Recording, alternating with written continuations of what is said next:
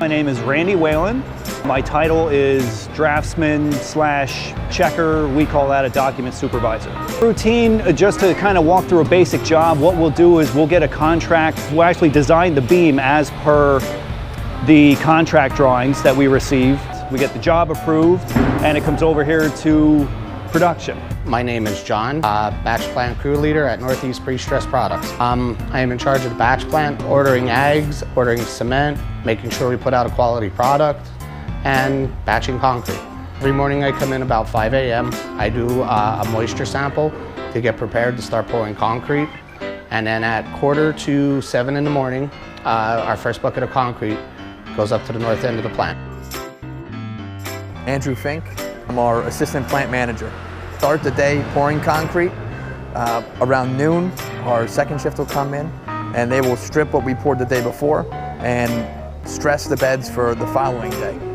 Okay, my name is Craig and I work in the transportation department for Northeast Pre-Stressed Products. We schedule deliveries to go to customers. A lot of beams vary in size and weights. We use different trailers and different trucks depending on the size of the beam and the location of the project. Look at the beams, say out in the yard, they might all look the same. They might all look like blocks of concrete or they might all look like I-beams, but they're all different in some way or another. They're all very unique. We affect millions of people on a daily basis with the amount of bridge beams that we do construct all over the Northeast coast. The company's founding, it was founded in 1949. Giving people safe highways to drive on. It's a great team. We all work well together. Our job here, what's so important, it directly affects the infrastructure of America. What I find most satisfying is that you can take something from a piece of paper, basically a drawing, and build it.